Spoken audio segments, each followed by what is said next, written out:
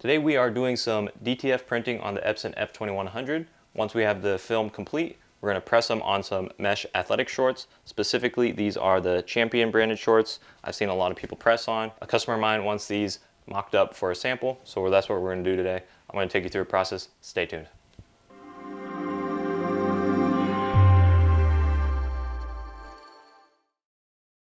Alright guys, so I got the design loaded up. This is going to be about 15-16 inches wide. I have it sideways because I am printing on 14x16 films. So the length of this is about 16 inches. That should be perfect. Hopefully it doesn't run off the page on me, but it is ready to go. I'm going to go ahead and hit print. If you haven't seen it already, I do a whole entire process of how you can print DTF on the Epson F2100. It's pretty straightforward. I include a video on how to get the file set up. I am using Cathari, but I do have it in detail on Garment Creator as well as with the different settings and how you can enable reverse mode on Garment Creator. It's very simple, very easy to follow, so go check that out. For this, I am using Equipment Zone film or the Easy film from Equipment Zone. I typically use either Equipment Zone or Eco-Freen film when printing. Just make sure if you are using the Equipment Zone film, make sure to get the Equipment Zone powder. Same with the Eco-Freen. If you're using the Eco-Freen film, use the Eco-Freen powder.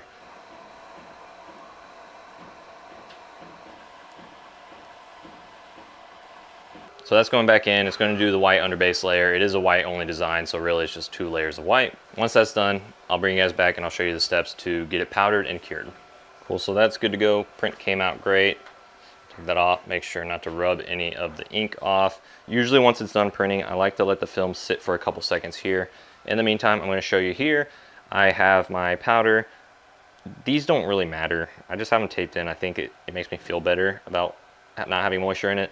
But here's the powder. I keep it in this little tub. It's not like airtight or anything, but I haven't had any issues with moisture. I just had those sitting around, so don't mind those. But here's the Equipment Zone powder that I'll be using. Once I get it powdered up, I will be using a hot plate to cure it. It is already to temperature, so we're good to go. I'm gonna get you guys propped up here and show you guys how I get this stuff powdered.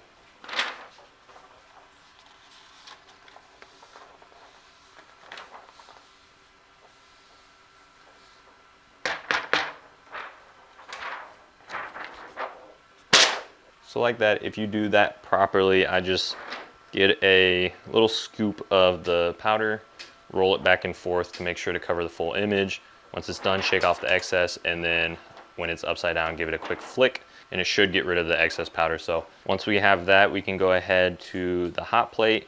Essentially, this should really only take about 1 or 2 minutes to cure. I like to throw the box on top just to keep all the hot air inside. So again, I'll bring you guys back in about a minute.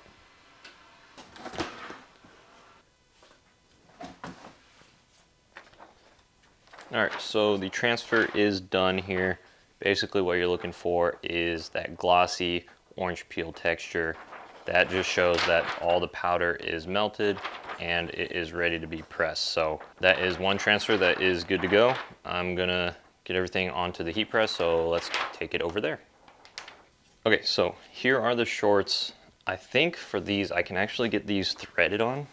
There's that, and I'll just throw on the screen right here with the mock-up that the customer sent me, how that looks. But basically, we can take our film.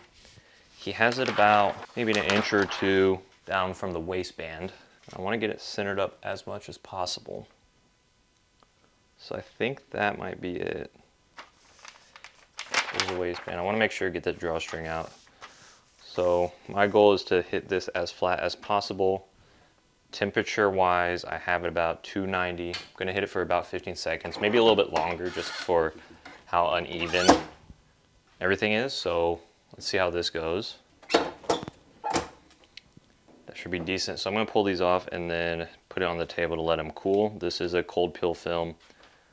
Looking back, I probably should have used that Eco-Freen hot peel that I have, but this should be okay. Okay, so I'm gonna let that sit until it completely cools off to the touch and it's cold or cool room temperature, whatever. I'll bring you guys back and we'll peel this off carefully. Hopefully everything is good to go, and then we'll press it again to kind of get it locked down. All right, we are back for the peel. I am hoping everything was pressed well and proper, so Let's start here from the top and just gently peel. So far so good. Uh-oh. Maybe not on the stars. Okay. Only really had an issue on the star, but once we do our second press, that should be able to press flat. Everything else looks good though.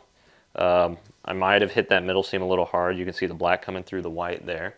But all in all, not too bad. This is just a sample for now.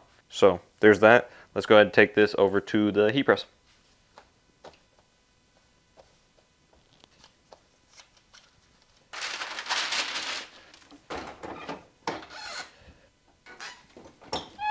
Okay.